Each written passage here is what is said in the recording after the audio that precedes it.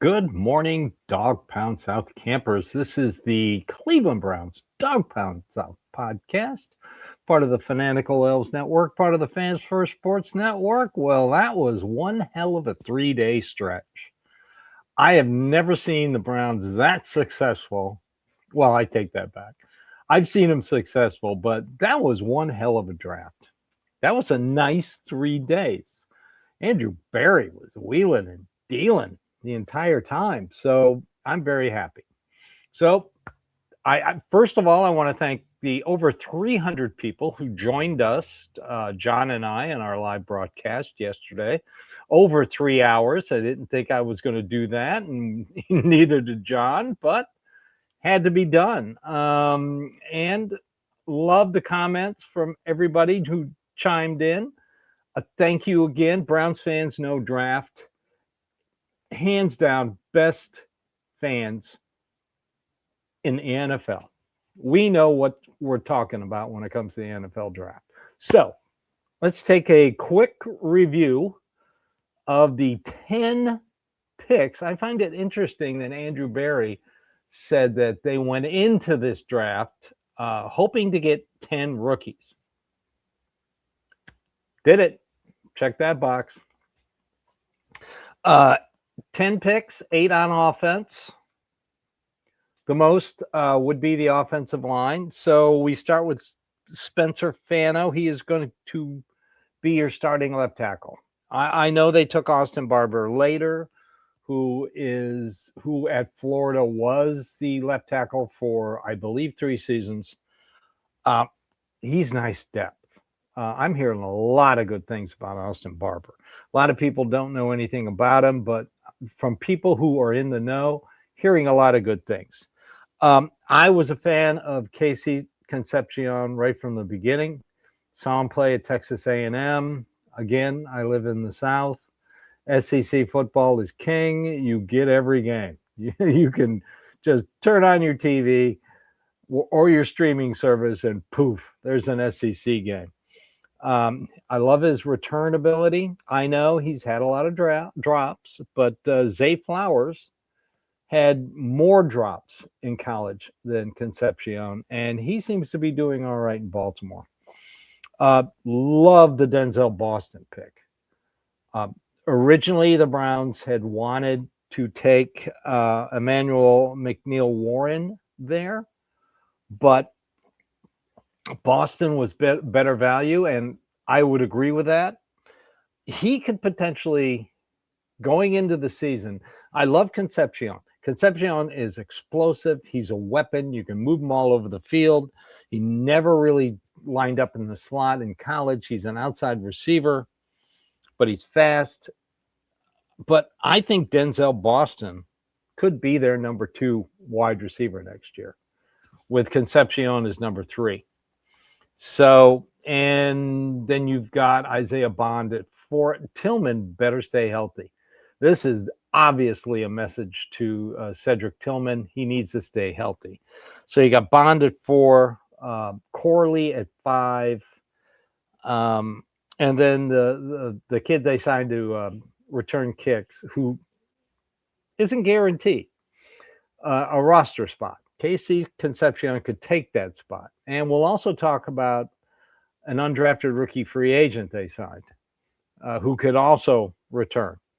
So then we go down to Emmanuel McNeil-Warren at safety. Great pick. They came back up to get him. I don't understand why he fell. He's your number 2 safety right out of the box. So your first 4 picks are going to be starters. That ain't bad. Come on, give it up. That's not bad. Then you get to Austin Barber. A lot of people think that he was a throw-in. No, he's going to be your number 2. He might be your swing tackle. Coach Monken said that they might move him inside. I really think they're going to move KT Levinston inside. So I'm not really worried. Everybody they've signed or drafted is very versatile. Very versatile. Parker Brailsford. I had him in my only mock draft I did this year, only because I thought he would be an excellent center. I thought he might be a project, but way I'm hearing people talk about him, he might be your starting center. Right now, they don't have a center. They really don't. Zach Zinner is your emergency center. I don't think he makes the team. Luke Whippler can't stay healthy. Ethan Posick is, I really can't see him playing at the start of the season with the injury he had. So, yeah, he's probably going to be your starting center. And I have no problem with that. He's got great hands. I know he's light and small. I think he's like 6'2", 298. But he's the center. As long as he gets good leverage, has good footwork, and good hands, he'll be fine. Justin Jefferson, linebacker, off the ball linebacker, can play inside and outside. I like it. I understand it. I mean, when they lost Devin Bush, and they weren't going to sign Devin Bush. Devin Bush had 2 career years. I doubt he's going to have another one. But I like this. I like this linebacker. The tight ends, they signed 2 tight ends, Joe Royer and Carson Ryan. Tight ends this year, it wasn't a great position group in the draft. And you could tell because they went off the board a lot earlier than they were supposed to. Some tight ends went off about 100 picks before they were projected. Teams got a little desperate with drafting tight ends. I would feel a lot better if the Browns would just go ahead and re-sign David Njoku. I would. Both these guys are talented. I think Carson Ryan projects more as a fullback, H-back type, but I would feel more comfortable if they re-signed David Njoku. I really would. I've heard they have no communications with him, and he's had no communications with the Browns, but I would reach out and see what kind of number he's talking about. That would make me feel a lot better because I don't. Both these guys are good, but they're not. I don't know. I'm a little uneasy on the tight end position.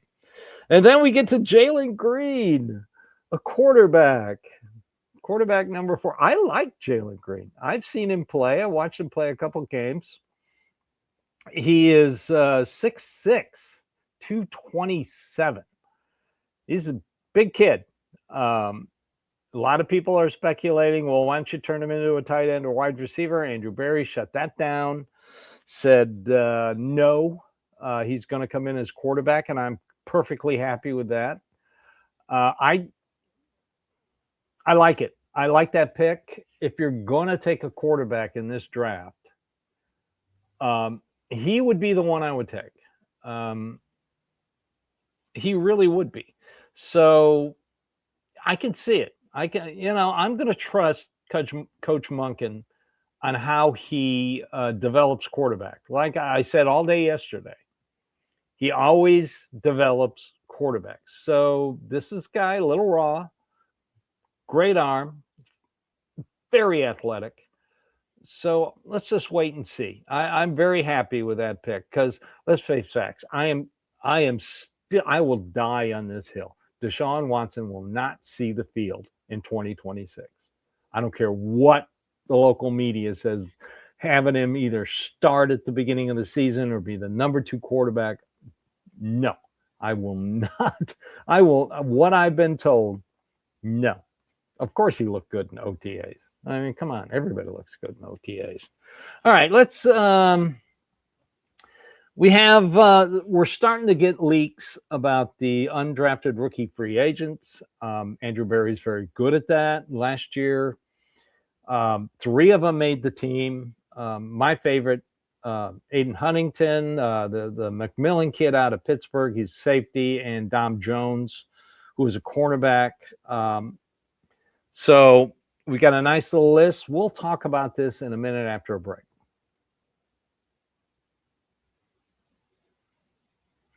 All right. The thing you got to watch with undrafted rookie free agents, and this will leak out, is either how much guaranteed money they get or how much of a big signing bonus they get. Andrew Berry pays these guys. If he finds one he likes, he will pay. And it's usually more than any other team will pay. I believe Aiden Huntington got a hefty guaranteed money deal to sign with the Browns over other teams, and it paid off. So let's take a look. My favorite, and I posted this on my social media, Seatown Thug, at Seatown Thug on Twitter, is Michael Coates, cornerback, West Virginia. I think he could step in and be the Browns' slot corner. I am convinced that this kid, he's a good athlete. He has a chance to be the number 5 corner on this team. I can't wait to see how much money he got. All that stuff will come out later. Some other highlights, Zion Washington, safety, Boise State. Guy's an athletic freak. Special teams. He loves special teams. Same with Justin Jefferson. You notice you're getting a lot of special teams players, guys who like to play special teams, because the Browns special teams was terrible last year. Andrew Berry is fixing it. Tyreek Sapp, defensive end, Florida. He's very powerful edge player. As we all know, we missed out on the Buffalo player. He failed his physical. They're not really sold on Isaiah McGuire. He started strong, then faded. Alex Wright came in, stabilized that position. They need another edge. He could be the one. He was very productive in 2024, kind of fell off in 2025. Another return guy, Aaron Anderson, wide receiver, LSU. He was very good in 2024 when Nussmeier had his most productive year. Everybody was thinking that he'd come out and be a day 2 pick at quarterback. But he can return. He has returned a touchdown for and a kick return for LSU. A lot of people are going to make a big deal about Logan Fano, the brother of Spencer Fano at edge. I'm not a big fan, but there are draft guys out there who love him to death, so I will bow to their knowledge. And finally, Codre Snyder, defensive end, Vanderbilt. I got to mention him because I'm a Vanderbilt graduate. I've seen him play. I don't know if he can beat out Sapp, but hey, give it a shot. Why not? I'm always in favor of Vanderbilt players. So, well, I got Jeffrey Champion joining us. Let's see what he has to say about Concepcion. Yeah, you're exactly right there. Because for a smaller guy, he's had a 66% catching traffic rate, and that was better than a lot of the tall wide receivers in the draft. I agree with him there. Yeah, he did have a lot of drafts. Casey Concepcion, a lot of his drops, untouchable balls as well. You also got to look at the guy who's throwing to him. And on Michael Coates, he agrees with me. I've seen a lot of people saying that this kid could be the slot corner for the Browns. A lot of people that know more about football than I do. I just like him. He's very physical, good athlete, and that's what you need. You need somebody who can cover the run and cover the slot wide receivers. And they got to be physical, and they got to be a good athlete. So I agree with Jeffrey there, man. I like this kid. So we'll find out who the Browns really, really like as undrafted rookie free agents by how much they pay him. And Andrew Berry is not shy about spending Jimmy Haslam's money when it comes to undrafted rookie free agents, because he always finds a couple that make the team and they're good. So I have no problem with this. So the last thing I want to talk about, and Andrew Siciliano, the voice of the Cleveland Browns, posted this, and I saw it before. The Browns got pick 182, which they used for Taylor Green, quarterback, Arkansas. Well, they originally had pick 182. On August 20th, 25, the Jets sent 182 to Cleveland for Jawad Briggs. Then Cleveland turned that around and sent it to Jacksonville with Greg Newsome for Tyson Campbell. Then Jacksonville traded it to Las Vegas for Jacoby Myers. Then Las Vegas sent it to Baltimore when they traded for Taron Johnson. And then in this draft, Buffalo sent it to Denver. Then Denver sent it to Cleveland. And then Cleveland drafts Taylor Green with pick 182. That's the journey of one draft pick 182, that the Browns originally had on August 20th, 2025. I find that amazing. It's so funny how a draft pick can evolve and change and be involved in other players, especially a sixth round pick. That's amazing. So what else? What else does Jeff have to say? We already paid one of the UDF's corners some money. Yes, we did. His name was Dom Jones last year.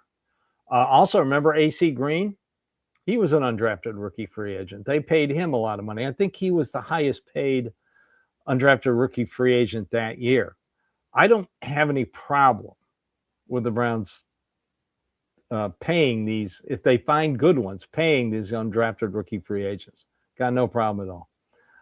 And it worked out last year. McMillan and Jones played special teams. They both got hurt, unfortunately. But the star of the undrafted rookie free agent class was Aiden Huntington. He showed his worth on kickoff returns, on being a fullback, which Jeffrey yesterday brought up. If you weren't with us, brought up that he had been hearing that they were going to use him as a fullback, which makes good sense because they don't have one right now. I mean, they may be, the tight end from BYU might be a good H-back prospect, not a real fullback, but hey, I got no problem with putting Aiden Huntington back there and knocking a crap out of some defensive linebacker or safety. So all in all, I think Browns fans should be very happy with this draft. It was a very productive day. Oh, that's right. Yeah, there's another one. Thank you, Jeffrey. Ronnie Hickman, probably our number 3 safety. Another UDF. Paid him a lot of money too. I don't think it was the most money when they signed him. I think it was the second most. But that's one thing to watch, and you'll find out about it here coming up this week, who they paid the most money to. If they paid that money to them, they think they're going to make the roster, and I got no problem with that. So it was a good draft. Very excited. I think the Browns did extremely well.